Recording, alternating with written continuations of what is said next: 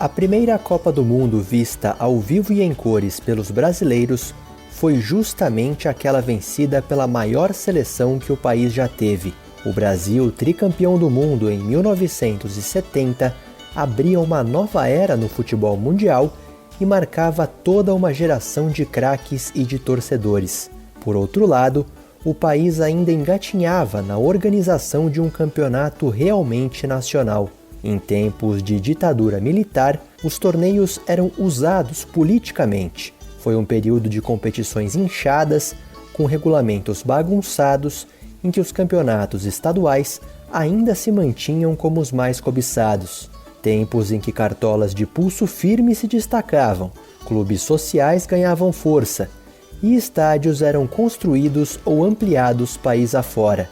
A cidade de São Paulo ganhava um novo palco para o futebol na Zona Norte, um estádio erguido por uma única torcida, totalmente bancado por doações, de um clube que reunia milhares de sócios, com as piscinas mais disputadas da capital e eventos lotados, como os bailes de carnaval e as festas juninas. Uma agremiação comandada por um presidente folclórico, que não se deixava passar a perna e que batia de frente com os mais poderosos, que tinha no fio do bigode a mais alta confiança. Realizou do zero o sonho de toda uma geração de imigrantes portugueses. É sobre a Lusa dos 100 mil sócios, a Lusa tricampeã paulista, a Lusa do estádio do Canindé, a Lusa de Oswaldo Teixeira Duarte, que vamos falar a partir de agora.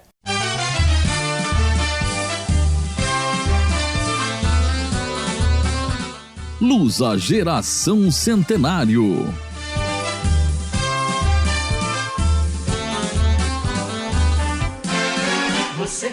Olá, torcedor da Lusa e amante do futebol. Seja muito bem-vindo a mais um episódio do podcast Lusa Geração Centenário. Eu sou o Luiz Nascimento, jornalista da rádio CBN, do Globo Esporte e do Acervo da Bola. E eu sou o Antônio Quintal, apresentador do programa Paixão Lusa, diariamente na rádio Trianon. Neste sexto episódio do nosso podcast, nós vamos relembrar os principais momentos da Portuguesa na década de 1970. Eu e o Quintal costumamos receber algum convidado especial para ajudar a gente a contar essa história. E dessa vez é o ponta esquerda Wilsinho. É sempre um prazer poder participar de qualquer coisa com relação à Portuguesa. Quem jogou ali tem que ter assim, um reconhecimento muito grande. Eu sou uma dessas pessoas. Quintal, queria começar, como sempre, pelo primeiro ano. A Portuguesa ela entra em 70 com as obras do estádio do Canindé em andamento. O Oswaldo Teixeira Duarte é finalmente eleito presidente da Portuguesa, quase que por unanimidade. Ele já vinha muito ativo no clube, junto com o ex-presidente Manuel Marques Mendes Gregório, para as obras do estádio do Canindé. Para a gente começar a falar do futebol, o ano de 1970 começa, na verdade, até com uma viagem da Portuguesa para a Bolívia. O técnico ainda era o Aimoré Moreira, remanescente dos anos 60. Nessa excursão, acabou registrando a maior goleada da história da Portuguesa contra esse Ferroviário de Oruro, nos 12-0. Empatou em 1-1 com o Litoral, ganhou do Jorge Wilstermann por 6-0 e fez essa goleada antológica de 12-0 no Ferroviário de Oruro. E depois da saída do Aimoré Moreira, na sequência chegou o João Avelino, o popular 71. Todos os times ele conhecia, ele é um cara que já tinha uma vivência muito grande no futebol, né? Ele não tinha muita parte tática, entendeu? Era mais na parte assim de conversa, sabe? Daquela empolgação, daquela motivação, mas cobrava muito da gente, principalmente dos jogadores novos, ele cobrava muito, sabe? Não podia nada, você não podia fazer nada de diferente, ele queria preparar o atleta e o homem. Nesse ano a gente tinha a Copa do Mundo, né, Quintal? Da Portuguesa, o convocado foi o Zé Maria. O Campeonato Paulista começando mais ou menos ali no fim da Copa do Mundo de 70. Obviamente que os clubes tinham jogadores ali cedidos para a seleção, que depois voltaram para disputar a maior parte desse campeonato. A Portuguesa ficou atrás dos outros 4 grandes e da Ponte Preta, que fez um bom campeonato aquele ano, né? A Portuguesa até começou bem o primeiro turno, andou empatando com o Palmeiras, com o Corinthians, ganhou do São Paulo, mas a Portuguesa acabou se enroscando. A Portuguesa acabou terminando na 6ª colocação, atrás da Ponte Preta. E, por essa 6ª colocação, a Portuguesa acabou não conseguindo vaga para disputar o Robertão. Foram os 5 primeiros do Campeonato Paulista, então foi a Ponte Preta e a Portuguesa não foi. Houve muita chiadeira. Oswaldo Teixeira Duarte entendia que a Portuguesa teria que disputar porque a Portuguesa era clube fundador da federação e tentou se agarrar nessas justificativas e tal, mas não conseguiu e a Portuguesa ficou fora da disputa do Robertão. Só pra gente lembrar, Quintal, em 70, mais ou menos, qual era o time da Portuguesa? Ficou sendo Orlando, Deodoro, Marinho, tinha Ulisses, o Américo, lateral, o Geraldino, lateral esquerdo que foi do Santos, Luiz Américo, que veio do Corinthians, o Lorico, Ratinho, Leivinha, Valdomiro, que acabou ocupando a camisa do Ivair, e o Rodrigues, e o Piau, que também foi contratado. Então essa era a base da Portuguesa. O Zé Maria deixou a Portuguesa e foi para o Corinthians. Ainda nessa virada aí de 70 para 71, a Portuguesa também perde o Leivinha, que vai para o Palmeiras. E aí a Portuguesa perdeu os 2 pontos mais altos do ataque EE, que era a dupla diária, Leivinho e Ivair. E uma reposição que, convenhamos, não seria tão fácil. Com certeza. E nesse início de 71, Quintal, muita gente quando vai pesquisar títulos da Portuguesa ou taças que a Portuguesa conquistou, muito se fala de uma taça Oswaldo Teixeira Duarte. Foi um torneio disputado em Goiânia. A Portuguesa jogou contra o Goiás, o Vila Nova e o Goiânia e foi campeã. Foi um torneio que era comemorativo à inauguração do sistema de iluminação do estádio. Naquela época não era o Serra Dourada, era o estádio Pedro Ludovico. E a Portuguesa ganhou o troféu Oswaldo Teixeira Duarte, que ele ganhava destaque como presidente, e o troféu acabou, numa homenagem a ele, tendo o nome dele. E ainda nesse começo de ano, em janeiro, a Portuguesa fez uma série de amistosos no Pacaembu, né, Quintal? Amistosos internacionais. Inclusive, o primeiro deles foi contra a Acadêmica, uma noite no Pacaembu, me lembro bem, os vestiários ainda eram na parte de entrada. Então foi uma situação muito emocionante, porque eles entraram com aquelas capas negras e tinha um lateral direito na Acadêmica chamado Arthur. O cabelo dele, rapaz, parecia uma gema de ovo. De noite, aquilo até brilhava, sério, e chamou muito atenção. Foi 1-1 contra a Acadêmica de Coimbra, ganhou de 2-0 do Sparta da Romênia, ganhou de 5-0 do Rapid Bucareste, empatou 2-2 com o CSKA da Bulgária, ganhou de 4-2 no time da Iugoslávia, que é até difícil pronunciar o nome, viu, Quintal? Marinho outra vez, número 3, 4 para a Portuguesa, 2 para o Vojvodina. Marinho, que é um zagueiro, um homem de área, um homem da defesa, se transforma no artilheiro da equipe. 4-2 para a Portuguesa no Pacaembu, Marinho, número 3. E ganhou de 1-0 do Dinamo Bucareste também da Romênia. Como você falou, nenhuma derrota. E no Campeonato Paulista, como é que foi o desempenho da Portuguesa nesse Campeonato Paulista? Começou oscilando, perdendo da Ponte Preta. Foi um jogo em Campinas, onde o João Avelino acabou agredindo o árbitro, Romualdo Arpe Filho. O Basílio tinha feito um gol legal e ele anulou o gol do Basílio e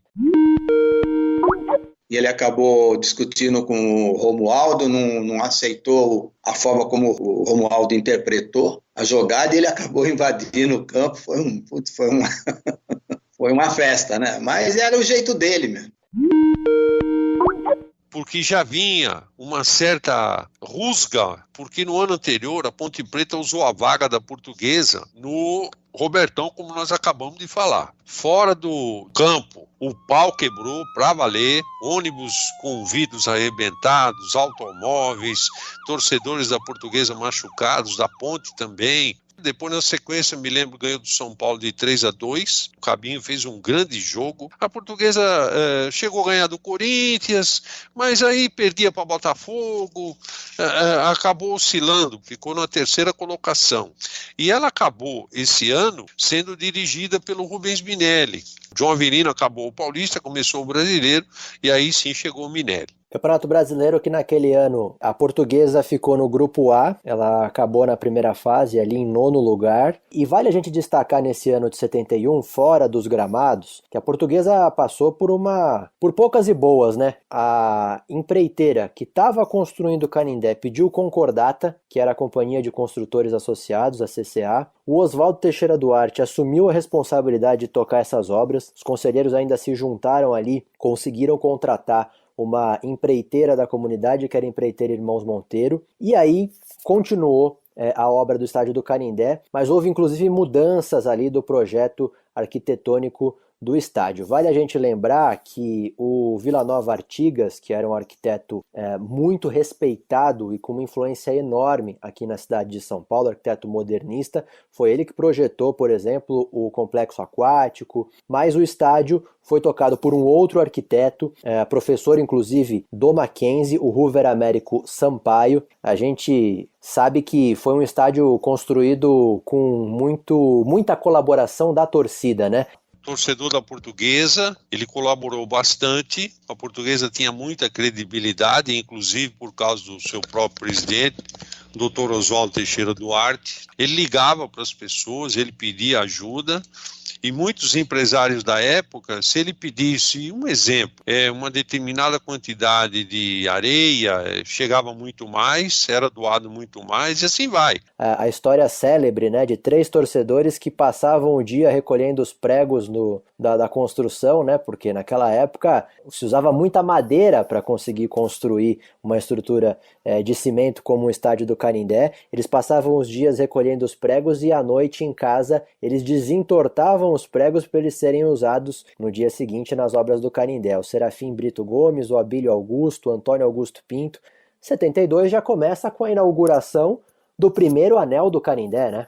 Dia 9 de janeiro, contra o Benfica, a Portuguesa criou um carnê. Esse carnê, ele contemplava 3 domingos consecutivos, começando com esse jogo do Benfica, que até era meio salgadinho para quem ganhava pouco, como era o meu caso, mas eu comprei um carnê e fui lá ver o jogo e peguei chuva pra caramba no dia da inauguração do Canindé. O Benfica ganha esse jogo de 3-1, o Vitor Batista, jogador do Benfica, marca o primeiro gol do estádio do Canindé, e o Marinho Pérez é o primeiro jogador da Portuguesa a marcar um gol, porque ele é que fez o gol da Portuguesa nesse jogo, né? O Carlos Alberto Torres veio para a festa de inauguração. O Carlos Alberto, ele foi convidado e ele veio, mas ele tinha qualquer probleminha lá de uma lesão, foi aconselhado a não jogar e tal, mas ele fez questão de vestir o uniforme da Portuguesa e ele ficou exatamente ao lado do Deodoro na foto oficial da Portuguesa desse jogo. A Portuguesa posou com 12 jogadores na foto.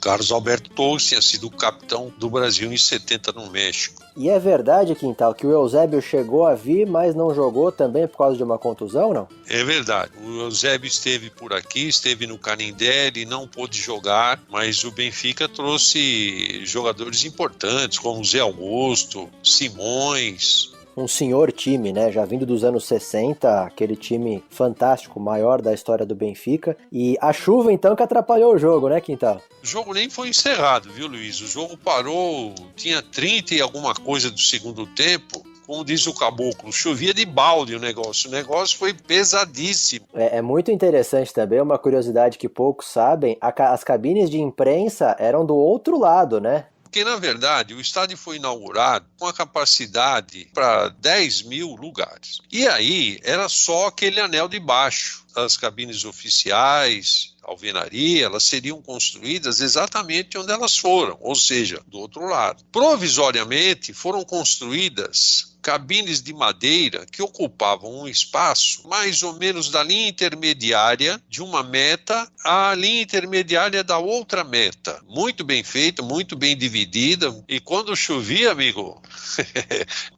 não havia janela de vidro, e sim aquela parte como se fosse uma grande porta que era levantada para você ver o jogo direitinho. Depois, quando as cabines estavam vazias, aquela parte frontal virada para o campo, ela era fechada, né?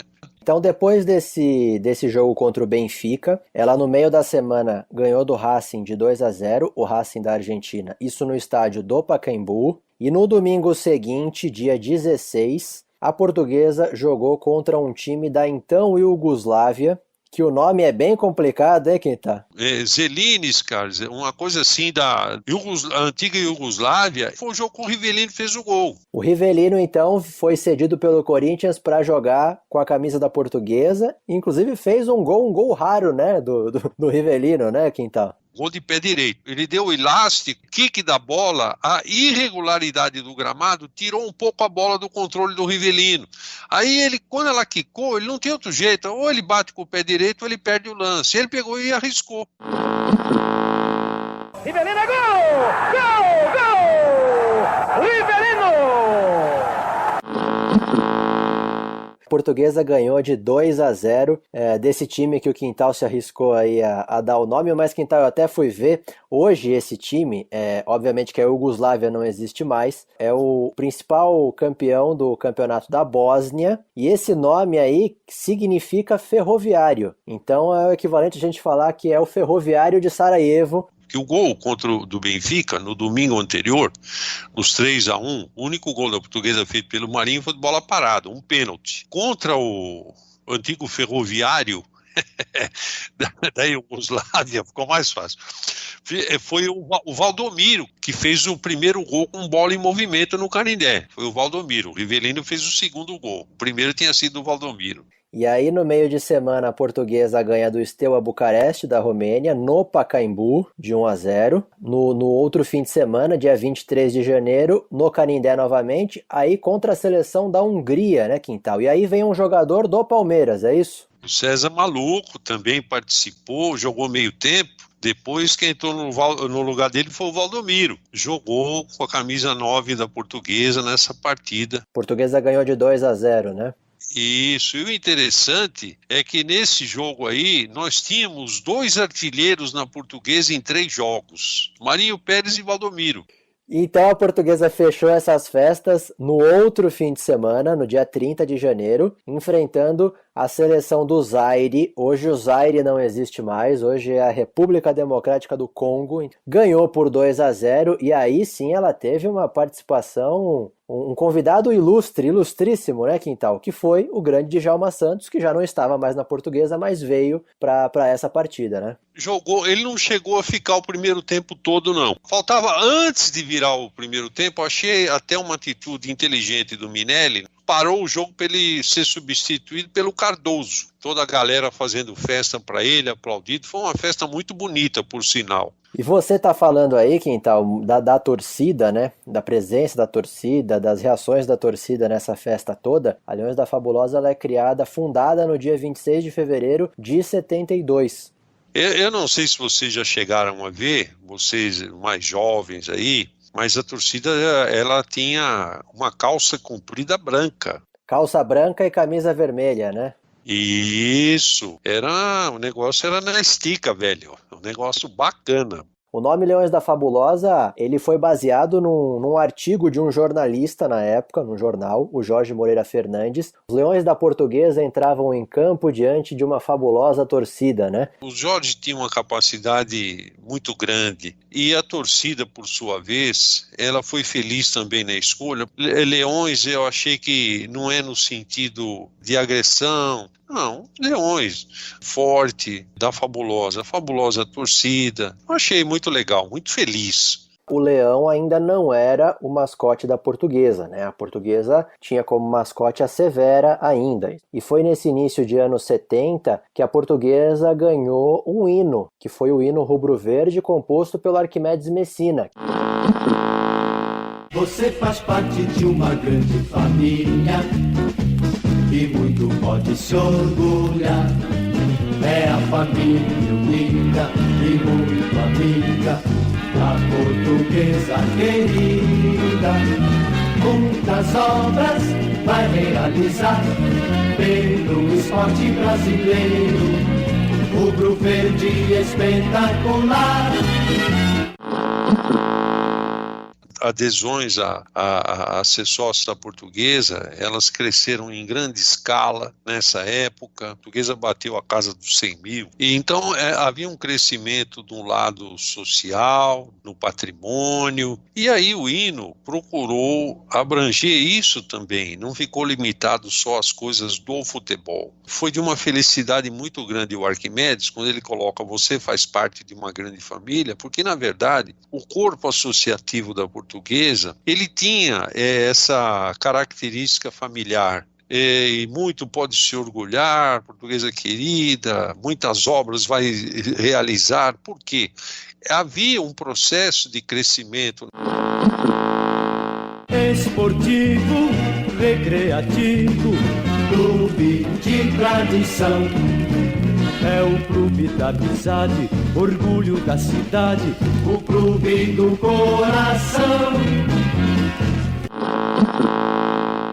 Arquimedes Messina, que era radialista, era também publicitário e compositor, inclusive de marchinhas de carnaval. Depois ele também foi compositor de jingles que entraram aí na memória de muita gente, como os jingles da Varig, do Café Seleto. Ele foi muito bem sucedido. Ele, inclusive, é o criador da música de abertura do programa do Silvio Santos, né? O Silvio Santos vem aí. Nessa época, Quintal, a gente já tinha a bandinha, né? A tradicional bandinha no Canindé, né? Não sei se era ele que pagava, ou se ele era o dono da bandinha, ou contratava os músicos, né? Um senhor que depois chegou a militar no futebol da Portuguesa, o seu Alfredo de Carvalho. Era, se não me engano, a bandinha era ministrada por ele. Me lembro dessa bandinha.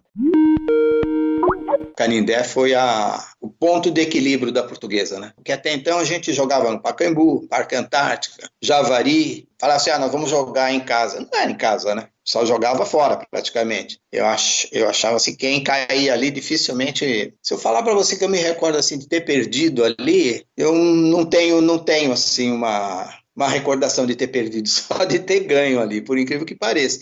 E por sinal, eu consegui fazer ali no Canindé 2 gols olímpicos em 2 finais de semana, praticamente, quase que seguido, né?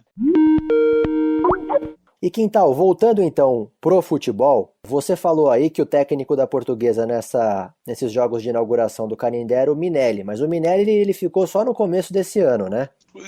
Não chegou bem no meio do ano, porque ele foi substituído pelo Wilson Francisco Alves. Depois o Wilson não teve uma duração tão longa no comando técnico da Portuguesa, e em 72 a Portuguesa teve um terceiro técnico que foi o Cilinho.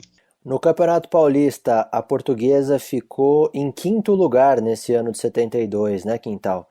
A Portuguesa teve dificuldades nos clássicos, a Portuguesa perdeu do Corinthians 4-1, uma Portuguesa com bons jogadores, mas desorganizada. A Portuguesa já tinha perdido do Palmeiras, perdido do Santos, perdeu do São Paulo também. No meio do ano, a Portuguesa fez uma viagem para a Turquia, né? A Portuguesa disputou um quadrangular em Istambul com o Fenerbahçe, ganhou de 4-1, jogou com a seleção da Turquia, ganhou também de 4-1, empatou com o Coritiba, que estava disputando esse quadrangular por 0-0, ganhou novamente da seleção da Turquia por 4-0. Ela ganha esse quadrangular de Istambul e aí ela ainda viaja para a Grécia, onde ela joga contra o Panathinaikos, e ela ganha de 2-0. Vale destacar que esse empate aí com o Coritiba, 0-0, o Coritiba nesse ano de 72, ele fez uma excursão vitoriosa pela Turquia, pela Argélia, Marrocos, voltou invicto, e eles também colocam ali entre as conquistas do clube uma fita azul conquistada em 72, justamente nessa viagem que encontrou com a Portuguesa. esse quadrangular, nós jogamos acho que quarta e domingo, acabamos ficando uns 15 dias lá na Turquia, depois fomos para a Grécia. Nesses intervalos a gente acabava dando uns passeios, né? Passeios de barco, outra hora uns passeios lá pela Turquia, conhecendo lá os locais. Só não fui em Capadócia, né? Nem vi os balões, mas dava para passear bem, viu? E você citou aí, Quintal, o Campeonato Brasileiro desse ano, né? É dividido em 4 chaves, a Portuguesa ficou na primeira fase, mas o que ficou marcado mesmo nesse Campeonato Brasileiro foi uma derrota da Portuguesa pro Santa Cruz, não foi isso? A Portuguesa chegou a ganhar do Corinthians com o Cilinho de treinador. Na sequência, esse jogo contra o Santa Cruz, no Palestra Itália. A Portuguesa ainda não tinha sistema de iluminação no Canindé, a Portuguesa perdeu de 1-0 e aí deu origem à chamada Noite do Galo Bravo, né? Onde o presidente Oswaldo Teixeira Duarte, insatisfeito. Um clube só é grande quando ele respeita humanamente os seus atletas, mas também quando os atletas respeitam o próprio clube. Que este clube precisa crescer cada vez mais e não ter atletas que gostam de ficar encostados em departamento médico, que eu não vou admitir mais isso daqui para frente, e pagando pesados ordenados e pagando em dia esses ordenados. Acredito que deva ser um exemplo e eu quero que os senhores da imprensa nos ajudem nisto. Isto precisa ser feito nesse futebol. Como é duro para nós dizer a um atleta como o Marinho que nós não queremos mais o Marinho aqui dentro. E o que eu vou dizer ao meu associado que gosta, que adora um Marinho? O que eu vou dizer ao meu associado que gosta e adora um Piau? Mas é a direção de um clube que precisa estar atenta a essas coisas. Eu não posso jogar o dinheiro do clube fora. Ali naquela noite mesmo, depois daquela derrota, ele manda embora Héctor Silva, Lorico, Piau, Ratinho, Samarone e Marinho Pérez. Ele tirou a espinha dorsal do time, né? Você tira um zagueiro central, Marinho. Um ano e meio depois, ele disputa uma Copa do Mundo na Alemanha como capitão da seleção brasileira. Ele tinha o Lorico, bom de bola, dava estabilidade para o time. Ele tira os 2 pontas, Ratinho e Piau. Você falou aí, Héctor Silva, um jogador de seleção uruguaia. Em termos comerciais, hoje seria inviável. Na época não, na época ainda dava para fazer algo nesse tipo, né? Mostrar austeridade, cobrar disciplina, chamou atenção e a torcida apoiou a atitude do presidente. E boa parte da imprensa também, que deu guarida, né? Em 73, já logo no começo do ano, o Oswaldo Teixeira Duarte, com esse prestígio todo, com esse apoio todo que ele tinha, essa força política que ele tinha na Portuguesa, ele inclusive conseguiu realizar uma mudança nos estatutos do clube para ele ser reeleito mais vezes, né, Quintal? O associado também tinha essa certeza, e o conselheiro também, que nas mãos do Dr. Oswaldo, a Portuguesa terminaria esse ciclo de obras, ou seja, seria mais interessante a manutenção dele do que correr o risco de mudar a alta direção do clube e ver interrompidas as sequências das obras, tudo aquilo que era feito. Quando nós se apresentamos, foi na quinta ou na sexta-feira que o time voltou, ele já veio com uma nota que esses jogadores não iriam mais fazer parte do elenco da Portuguesa e seriam negociados. E aí acabou subindo 9 jogadores da equipe de base. Ele utilizou muito o Dárcio no lugar do Marinho, teve ocasiões de ele colocar o Feitosa, o Enéas começou a ter as oportunidades, o próprio Isidoro, e ele trouxe o Sérgio Lopes, um meia gaúcho que jogou no Grêmio, tinha até o apelido de fita métrica, que era difícil aquele homem errar um passe. De cá, que o Cilinho tinha sugerido a contratação para a Portuguesa, tinha o Xaxá já estava na Portuguesa há 1 ano e meio, mais ou menos, veio novo lá da Portuguesa Santista, então o Wilsinho, Basílio, são jogador da base, o Luizinho, que tinha sido contratado lá atrás, então ele foi remodelando. Portuguesa completamente longe de pensar em título, isso, mas a Portuguesa até conseguiu umas vitórias importantes, como aquela diante do Santos, uma manhã de domingo no Pacaembu, 2-0, com Pelé e tudo, onde o Miguel fechou o gol, né? Com 40 mil pessoas lá. Ganhou do Bahia lá na Fonte Nova de 3-2. A Portuguesa teve alguns resultados bons naquele brasileiro. Mas mesmo assim, Cilinho é aquele que começa o Campeonato Paulista de 73 como técnico da Portuguesa, né? Não dava sinais que o time ia crescer na mão dele, essa que foi a verdade. E acabou culminando, um sábado à tarde jogavam Portuguesa e Ferroviária no Canindé, e durante a semana o Cilinho colocou Humberto Monteiro de lateral direito, que para o torcedor da Portuguesa acabou sendo uma certa frustração a contratação dele. O Cardoso era titular. E aí nesse sábado contra a Ferroviária, ele que tinha o Xaxá, que era um ponta que a torcida gostava, ele tira o Xaxá do time e coloca Cardoso de número 7 para jogar na frente do Humberto Monteiro. Todo mundo chiou. Começa o jogo, para aqui, para de lá, a certa altura do primeiro tempo, o Português 1-0. Quem fez o gol? Cardoso. E nós tivemos um público razoável, tinha lá acho que umas 10 mil pessoas. A torcida encolheu, a torcida ficou quieta. Você, a Come tem razão. No fim do primeiro tempo, a Portuguesa fez 2-0. Aí vai daqui, vai de lá. No segundo tempo, a Portuguesa tomou um baile da Ferroviária. E coisa de 4, 5 minutos, a Ferroviária empatou o jogo. Bolas na trave, um sufoco, e a Portuguesa arrancou o empate de 2-2. Não foi a Ferroviária, foi a Portuguesa. Depois do jogo, uma pressão desgraçada na porta do vestiário. Dizem que ele saiu de Camburão. Ali ele fechou a porta como treinador da Portuguesa. A Portuguesa foi atrás do Otto Glória e o Badeco conta, né, que inclusive ele em conversa com a diretoria sinalizou que o Otto poderia ser uma boa possibilidade para a Portuguesa. Ele tinha trabalhado com o Otto pouquíssimo tempo antes no América, no Rio de Janeiro, né? O Otto estava aqui no Brasil depois de mais uma campanha vitoriosa lá em Portugal pelo Benfica. E o Otto Glória, ele pega aquele time e ele muda um pouco a filosofia de jogo daquele time, né, Quintal?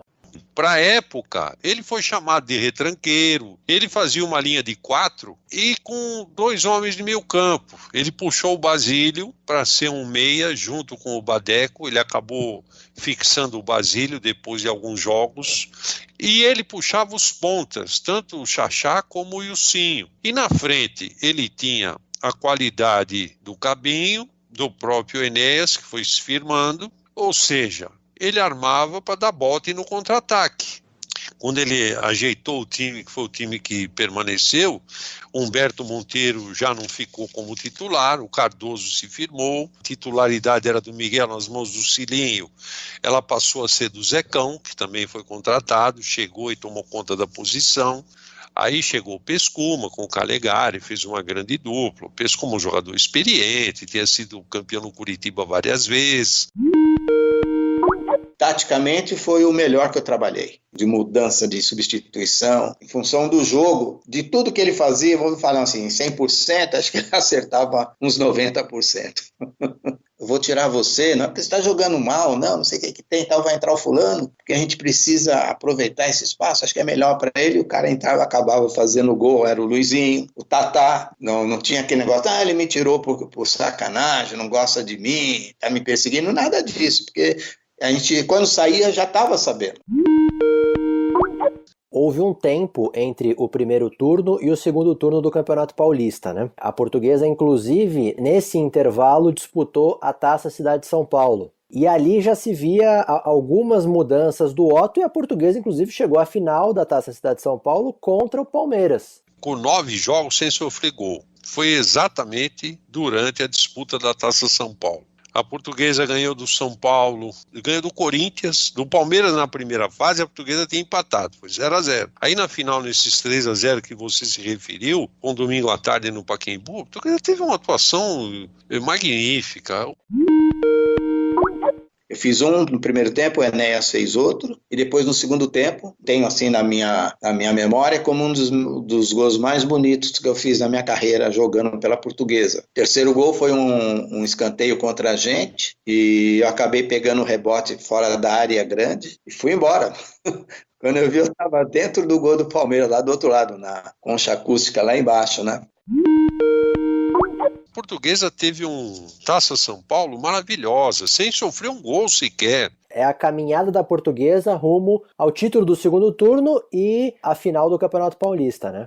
Portuguesa no segundo turno passou mais 8 ou 9 jogos sem sofrer gol. Ganhou do Santos de 1-0 no Pacaembu, ganhou do Palmeiras 2-0, ganhou do Corinthians também de 2-0, onde o Luizinho fez um golaço. Falando em Luizinho, Quintal, a gente tem um ouvinte que nos mandou uma mensagem depois do nosso último episódio, o Enzo, neto do Luizinho. E aí ele estava contando pra gente, o avô dele gosta muito de lembrar de 2 gols que ele fez que ajudaram a Portuguesa a chegar à final. Marquei talvez, acho que tenha sido o gol mais bonito do Campeonato Paulista de 73. Foi um gol que eu fiz num centro passe, né, do meu compadre Xaxá, que o Xaxá não centrava, ele dava passe para gol, né? E o Xaxá cruzou essa bola na área para mim, eu peguei de sem pulo, mandei lá na gaveta, fazendo o segundo gol, o gol da vitória, diante do Juventus. Aí, na quarta-feira, nós jogamos contra o Corinthians, que foi o jogo crucial, quando eu entro e tenho a felicidade de marcar o segundo gol. Rivelino quase domina a bola, mas quem domina é Basílio, mandando para Tatá. Agora apenas o Laércio pela frente. Agora a esquerda, bem colocado no Luizinho, atenção. Sai o tiro, saiu o segundo gol. Segundo gol da Portuguesa, Luizinho. 2-0 para a Portuguesa, em cima da hora do Morumbi.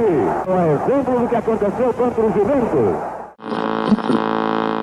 Aí acontece que no jogo final contra o Santos, o seu Otto morreu e nunca explicou para mim, nunca contou para ninguém, e nunca eu vim ficar sabendo qual foi a ideia dele não me deixar nem no banco de reserva. Estava entrando todos os jogos e fazendo gols. Uma das grandes frustrações que eu tenho na minha vida no futebol, de não ter jogado nem sequer alguns minutos contra o Santos, afinal. Então essa é um pouco da minha história, Quintal. A honra de ter formado e feito parte da história da nossa grande Portuguesa de Esportes, nossa querida Lusa, Quintal. Portuguesa então chega à final do Campeonato Paulista de 73, vai enfrentar o Santos com Pelé e tudo, no estádio do Morumbi. Vai começar o espetáculo decisivo. A grande partida final reunindo Santos, campeão do primeiro turno. Portuguesa de Desportos, campeã do segundo turno. Há um silêncio total no Morumbi. Vai ser um choque sensacional. Você estava lá? Eu acabei comprando ingresso para ficar atrás de um gol, numa parte coberta, porque lá em cima já não tinha mais lugar. Depois acabou chovendo, né? Eu com uma bandeira com cano de PVC, aí eu precisei deixar a bandeira deitada entre as cadeiras, né? Nós estávamos em 5, meu pai, meu avô, primo. Tem um tio que não quis ver o jogo, ele falou, não vou aguentar, eu vou pro cinema. Aí ele foi no Cine Copan.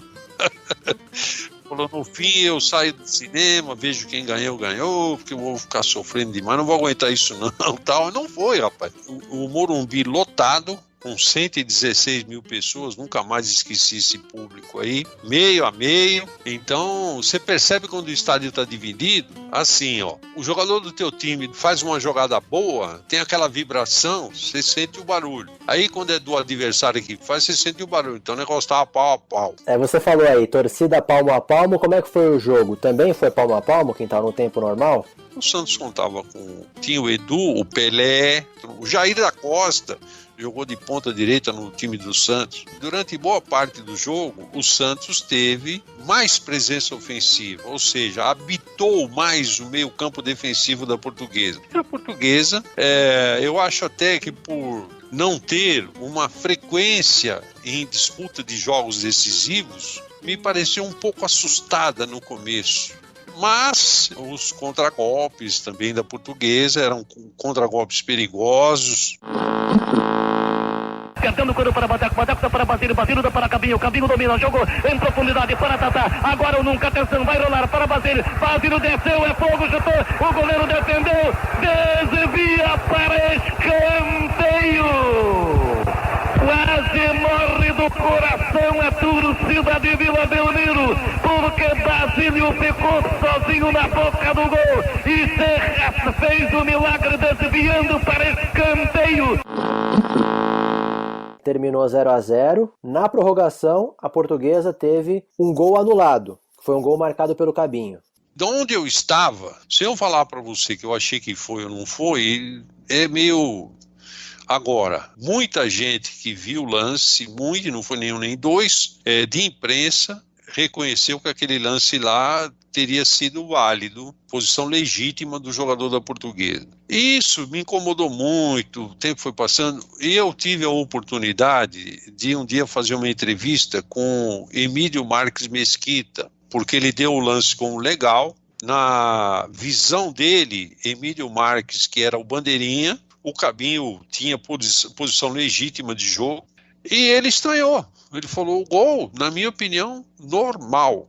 Mas ele, a autoridade máxima, prevaleceu a marcação dele, que foi o gol anulado no Cabinho. Então, meu amigo, se você tem um auxiliar de linha que está ali a 10, 15, 20 metros do lance, e ele está vendo o lance e vê como legalíssima a posição do atacante, e ele não entende por que o árbitro anula o gol, eu acho que ficou claro que o gol do Cabinho foi legal. E aí a Portuguesa então vai para a disputa de pênaltis, né, Quintal? Você já fala aí do cansaço físico do time e você fala também dessa questão emocional por ter tido esse gol anulado. Certamente eles ouviram que o gol tinha sido legítimo. Queria que você contasse como é que foram ali as cobranças de pênalti até chegar naquele erro, vamos dizer assim, do Armando Marques. O Otto falou que não queria treinar a cobrança de pênaltis. O empate poderia acontecer como aconteceu e você ter que decidir no pênalti como decidiu. A informação que se tem é que realmente não treinaram pênalti. Penso que a perna pesou, a condição física também, uma situação nova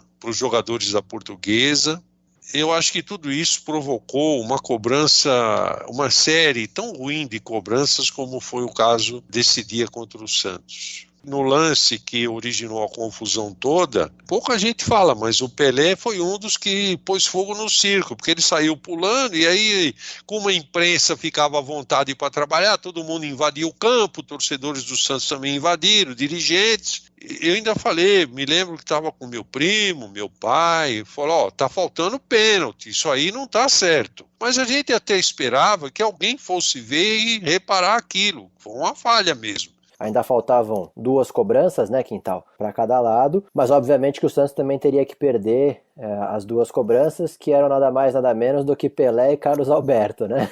Mas futebol, enfim, tudo pode acontecer. E eu recentemente entrevistei o seu Silvio Moredo, que era o diretor de futebol daquela época. O diretor de futebol podia ficar no banco de reservas, ele estava no banco ao lado do Otto Glória. E ele mesmo contou que na hora dessa confusão, né, nem eles tinham percebido exatamente o que estava acontecendo. E ele conta que o Marinho Pérez, que nessa época jogava no Santos, tinha vários amigos ali na Portuguesa, ele deu um toque falando, tá faltando.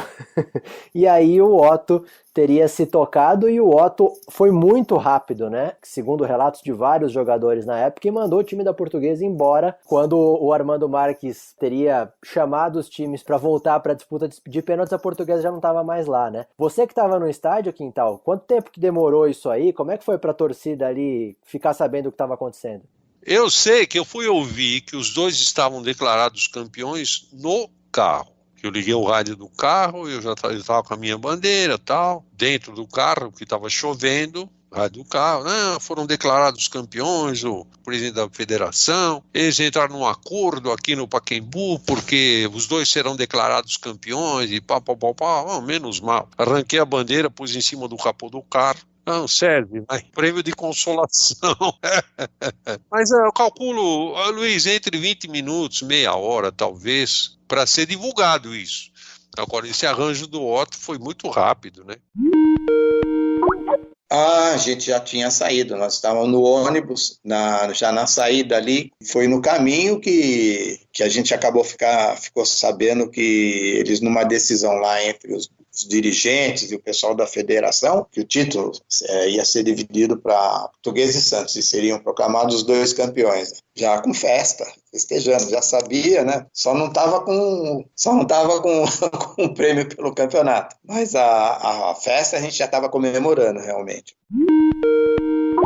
Uma das alegações, né, Quintal, é que não podia ter um outro jogo, que também foi uma das possibilidades ali, porque já no meio da semana tinha o começo do Campeonato Brasileiro, né? A Portuguesa jogou dia 26 à tarde no Morumbi, domingo, 120 minutos. O jogo começou às 4 horas, foi acabar às 6 e cacetar, 6 e meia, estava de noite já. 3 dias depois, a Portuguesa foi jogar lá naquele campo menor do Remo, não no Mangueirão. Naquele tempo não tinha Mangueirão, era no Evandro Almeida que chamava. A Portuguesa foi jogar com o Remo, cara. Estreando brasileiro, como o Santos também foi fazer a partida dele, agora não me lembro quem é, entendeu? Então não tinha tempo. Um daqueles campeonatos também com bastante clube, 40 disputando esse campeonato brasileiro. Eram viagens longuíssimas, a Portuguesa acabou ficando nesse campeonato brasileiro em 29º lugar. Ainda nesse ano de 73, uma curiosidade, foi feita uma homenagem ao Eusébio no Estádio da Luz, em Lisboa, em Portugal. Isso foi no dia 25 de setembro. O Benfica promoveu um jogo contra, não diria uma seleção, mas um misto do mundo, como foi chamado. Eles convidaram jogadores de clubes significativos e a Portuguesa teve um representante nesse jogo, que foi o Badeco, e também, por ocasião, o Otto Glória, que tinha sido técnico do Eusébio, tanto no Benfica quanto na seleção portuguesa, inclusive na Copa do Mundo de 66. Então o Badeco integrou esse misto do mundo que empatou com o Benfica por 2-2 no Estádio da Luz, e é muito interessante você pegar reportagens da época que você vê ali o nome do Badeco com Gordon Banks no gol, com Bob Charlton, com George Best, enfim, um timaço de estrelas, e a Portuguesa teve um representante lá. Quintal, a gente virando aqui de 73 para 74, na parte social, ainda em expansão, vale lembrar que já tinham anunciado que o Canindé seria ampliado, né? Então agora a busca da Portuguesa era por ampliar o estádio do Canindé para mais 20 mil pessoas. Foi um ano em que a Portuguesa bateu recorde no parque aquático num dia só, 17 mil sócios. Foram apresentados planos para o pavilhão da sede administrativa da Portuguesa. A Portuguesa começa esse ano até com uma viagem para Portugal. Ela faz um amistoso contra o Vitória de Setúbal, 0-0 com o Vitória, e ganha de 3-2 do Porto no estádio das Antas, isso bem no comecinho de 74. Na disputa do Campeonato Paulista, a Portuguesa recebe a taça dos invictos, porque ela já tinha ficado, como o Quintal destacou, os jogos sem perder de 73, mais acumulados os jogos de 74. A Portuguesa ficou 23 jogos sem perder. E na época quem detinha a taça dos invictos era o Palmeiras, e a Portuguesa, entre aspas, roubou essa taça do Palmeiras porque ela fez um primeiro turno desse Campeonato Paulista muito bom, né, Quintal? Poderia ter vencido esse primeiro turno, ter garantido um lugar na final. Acontece que no último jogo do primeiro turno da Portuguesa lá em Bauru, a Portuguesa perdeu do Noroeste 1-0. Nesse dia a Portuguesa não pôde jogar com o Enéas, fez muita falta para a Portuguesa. Toma um gol logo no comecinho do jogo. O fato é que a Portuguesa acabou deixando de escapar a condição de ser campeã do primeiro turno no jogo de Bauru. Portuguesa fica em 5º lugar no Campeonato Paulista, e no Campeonato Brasileiro daquele ano, mais um campeonato com 40 times, divididos em 2 grupos. A Portuguesa ela é eliminada na segunda fase. Ao longo desses episódios foi vendo essa formatação até se tornar um campeonato brasileiro, por mais que ainda recebesse alguns outros nomes, né?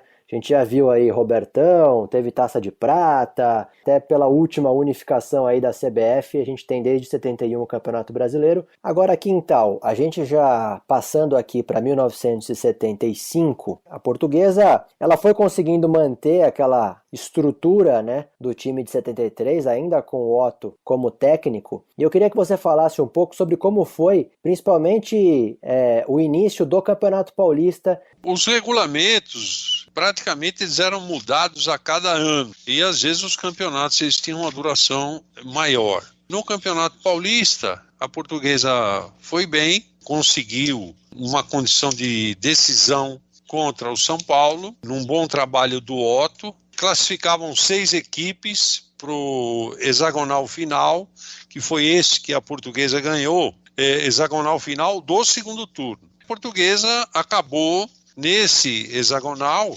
conquistando essa condição de campeã do segundo turno, mesmo perdendo para o Santos no último jogo no Morumbi, 1-0. A Portuguesa podia perder até por 1-0, que garantiu o título. Foram 2 jogos no Morumbi, né, Quintal? O primeiro jogo, o São Paulo ganhou de 1-0, gol do Pedro Rocha.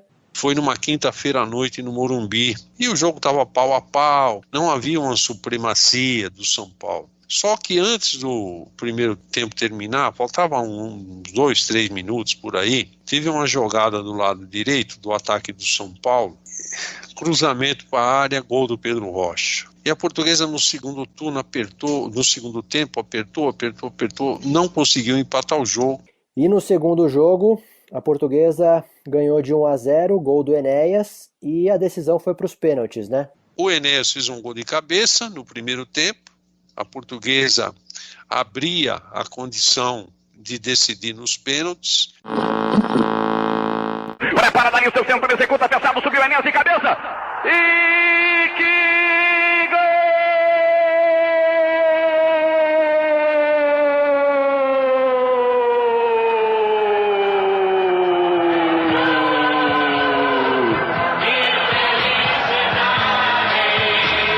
Enéas é o nome dele.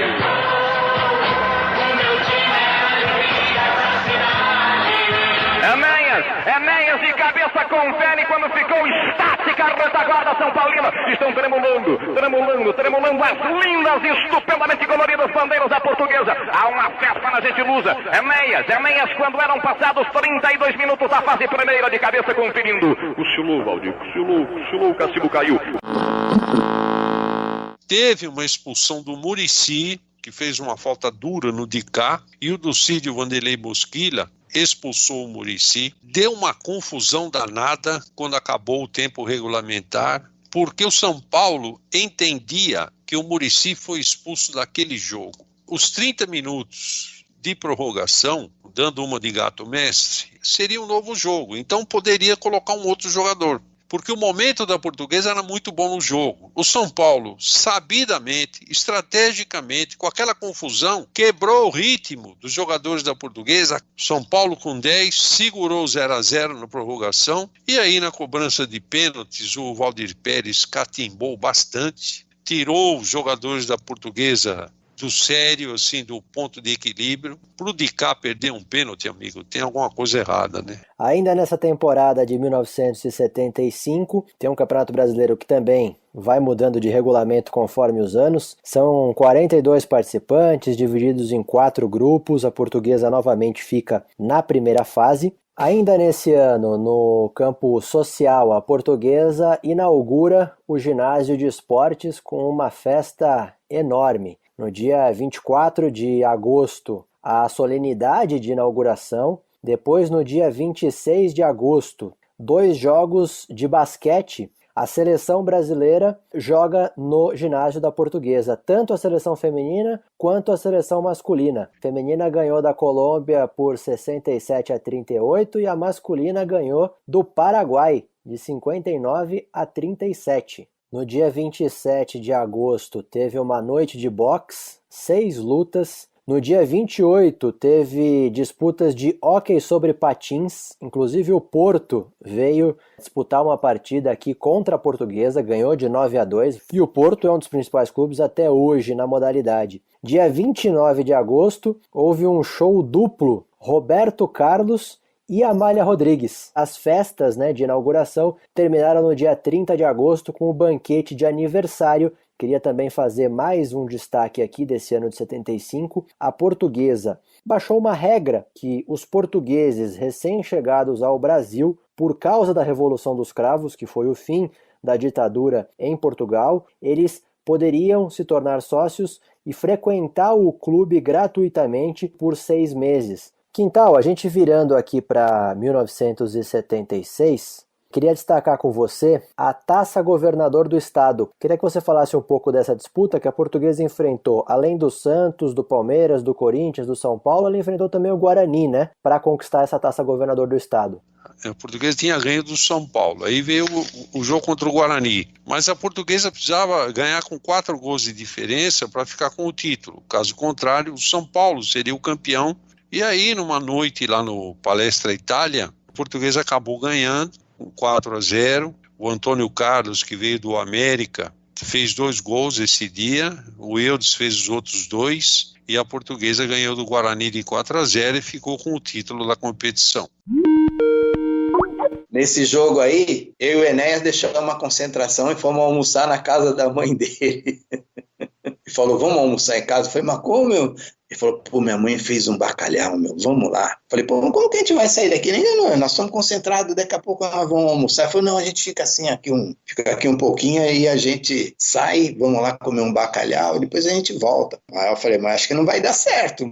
E, putz, deu um rolo danado. Nós saímos, pegamos o carro do massagista e acabamos indo lá, almoçamos na casa da mãe do Enéas, comemos bacalhau, tomamos 1 litro de vinho e acabamos sendo afastados, não ia jogar, mas aí o Otto ele interferiu junto com o Silvio Moreira e o Júlio de Matos, tiveram uma reunião com o presidente, acabamos fazendo lá um acordo, um acerto, do clube não ia jogar mais, depois desse jogo, qual fosse o resultado, nós não iríamos jogar mais, nem eu nem o Enéas, ia ser colocado à venda, mas aí acabamos ganhando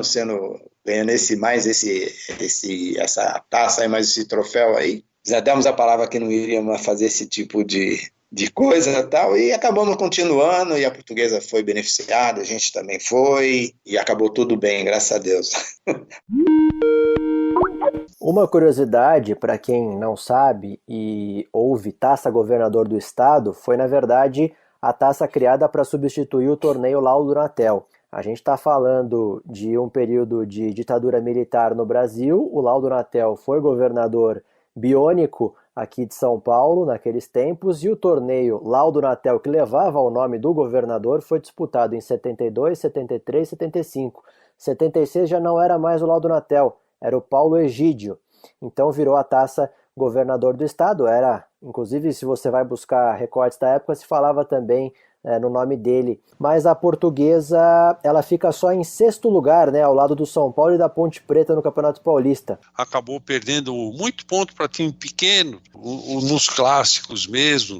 A Portuguesa já não teve aquela condição de se impor. No Campeonato Brasileiro, a Portuguesa novamente fica na primeira fase, são 54 participantes divididos em 6 grupos. Nessa virada aí de 76 para 77, a Portuguesa começa a ter mudanças no time, né? Trouxe alguns jogadores emprestados, trouxe o goleiro Lula, do Comercial de Ribeirão Preto. Portuguesa trouxe um zagueiro central chamado Rostein, também do Comercial, do 15 Piracicaba, um quarto zagueiro chamado Eloy, um volante Muri, que jogou também na Ferroviária, o Nardella, depois fez uma carreira muito vitoriosa no Joinville, o Valtinho, do América de Rio Preto. Ela perdeu um pouco daquela estrutura, o Badeco com alguns jogos fora, mesmo mantendo os laterais, o Cardoso e o Isidoro, o Enéas, o Ilcinho, o técnico, o Otto, né? Então o brasileiro da Portuguesa não foi bom. O Otto Glória ainda começa no comando da Portuguesa em 77, mas ele não termina o ano, né? Ele fica só o começo do ano na Portuguesa, né, Quintal? Aí vem o Urubatão, né? O Otto começa o ano de 77 dirigindo a equipe no Campeonato Paulista, foi tentando arrumar e tal.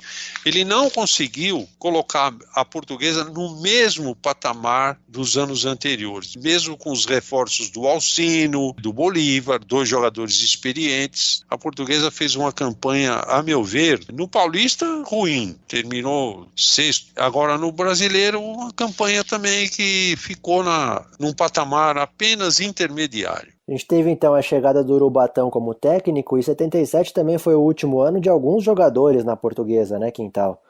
Wilsinho, Xaxá, Tatá, Miguel, enfim. O Urubatão chegou na metade do ano. Ele tinha, nas suas concepções táticas, de jogar ofensivo, gostava de jogar com 2 homens de meio campo, 4 caras jogando aberto para cima. O Português até deu uma melhoradinha, uma injeção de ânimo, né? Mas não foi mais aquela situação de um futebol qualificado, competitivo de antes. Como você falou, no começo ele até vai bem, esboça alguma reação e ele continua como técnico da Portuguesa para 78. Mas a Portuguesa em 78, tanto no Campeonato Brasileiro quanto no Campeonato Paulista, não teve campanhas de tanto destaque assim, né? A Portuguesa ela fica no 9º lugar no Campeonato Paulista, né? E ela é eliminada na 3ª fase do Campeonato Brasileiro. Fraco.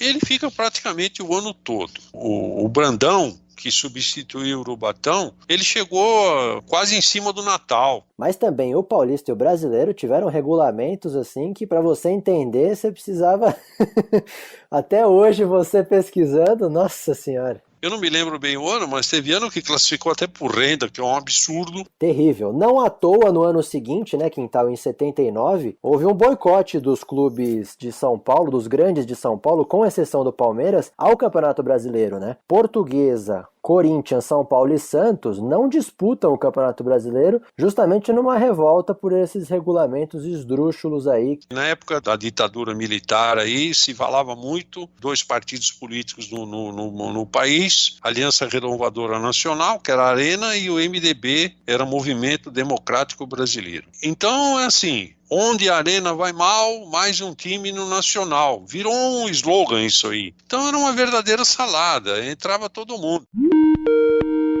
A única coisa que na época eu acho que faltou para a Portuguesa foi nos campeonatos brasileiros, entendeu? Porque a gente tinha que ter um reforço maior, porque é um campeonato muito longo, né? Cansativo, você viaja muito, e o nosso elenco, eu acho que, apesar de bom elenco, era um pouco reduzido para um campeonato do porte de um brasileiro. Aquilo ali era um... Eu me lembro que uma vez vamos jogar em Porto Alegre, perto de 0 graus, 5 graus, 4 graus, sei lá, uma coisa assim. E no jogo seguinte fomos para Manaus. Todo mundo de casaco de lã, de agasalho e aquelas coisas. Pô, chegamos, desceu no aeroporto, a perna parecia que tava pegando fogo, rapaz. Você via nego na calça, ficando de bermuda, arrancando casaco, paletó, blusa, aquelas blusas de gola olímpica que tinha na época de lã. A Portuguesa, no Campeonato Paulista, ela fica em 8º lugar, né, Quintal? Começou com o Brandão, que chegou no finalzinho de 77, 78, aliás. Depois o João Avelino, que era auxiliar do Brandão, acabou ficando como treinador da Portuguesa, terminou o ano de 79. Saindo do futebol, essa virada aqui de 78 para 79, houve a campanha do Azulejo para arrecadar fundos, né, para a Portuguesa dar continuidade às obras. E em 79, o Oswaldo Teixeira Duarte, ele surpreende a todos, todo mundo achando que ele mais uma vez ia se reeleger e ia continuar como presidente da Portuguesa, mas ele em 79 abdica da reeleição e ele indica um grande aliado dele, que já tinha sido presidente, o Manuel Marques Mendes Gregório, ali já numa tentativa também de mostrar uns ares de renovação na Portuguesa. Então foi uma década onde a Portuguesa teve a oportunidade de ter o seu último título paulista, ainda que dividido com o Santos. Teve a oportunidade de chegar a outra final no ano de 75. Os títulos da Taça Governador do Estado e da Taça São Paulo, Cidade de São Paulo, 73 e 76. Fora isso, a revelação de grandes jogadores, o Enéas, uma verdadeira joia rara da Portuguesa. Dentro de campo, um gênio. Fora de campo, outro gênio também. Para a época, sim, todos os clubes tinham seus ídolos. Eu acho que para mim foi o grande ídolo da Portuguesa. Acho que o Enéas era um jogador praticamente completo, sabe? Além de jogador, ele era um poliatleta, porque ele fazia outros esportes com a mesma perfeição que jogava a bola. E às vezes o pessoal ainda assim mesmo cobrava ele, porque achava que às vezes ele era lento, meio... Tinha jogo que falava que ele estava com sono, e eu sempre defendia o seguinte: os caras falaram, mas o Enéas, se ele tivesse acordado nesse jogo, eu falei, não. Prefiro o Enéas às vezes dormindo do que um outro jogador acordado. Porque o Enéas era um jogador completo, tanto para cabecear, para chutar, proteger uma bola, jogador que participava, não tinha medo.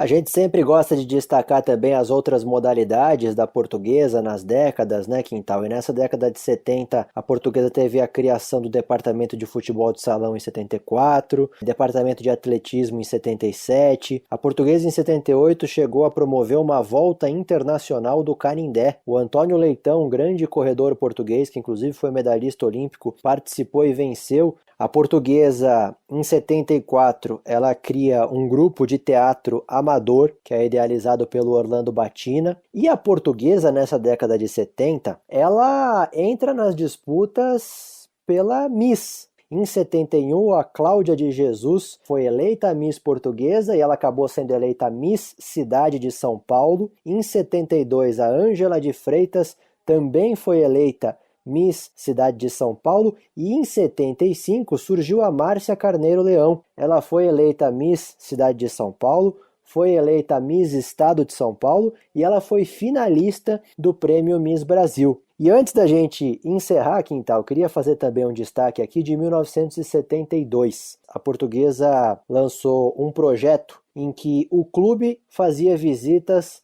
a escolas de São Paulo. Foram visitadas mais de 50 escolas. O que a Portuguesa fazia? Ela dava material escolar com o emblema, com as cores do clube para as crianças. Mais de 50 mil crianças recebiam esses materiais escolares. Esse foi um projeto idealizado e executado pelo Dr. Eduardo de Campos Rosmaninho. Foi ele também que idealizou e conseguiu colocar de pé o Museu Histórico da Portuguesa. Na época, ele já tinha essa visão de a Portuguesa fazer um marketing com a sua marca, com o seu nome, para que a Portuguesa se tornasse ainda mais conhecida e mais popular. Quintal, mais uma vez, muito obrigado pela parceria. A gente volta então nos anos 80, beleza?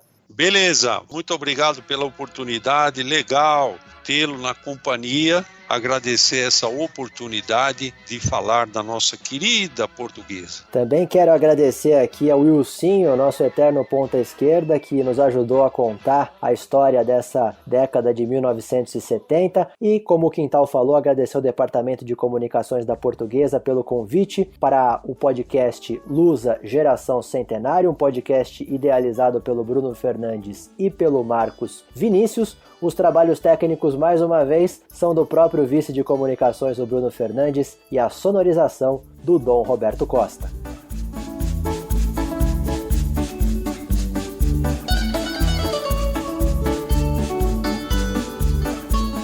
Lusa Geração Centenário.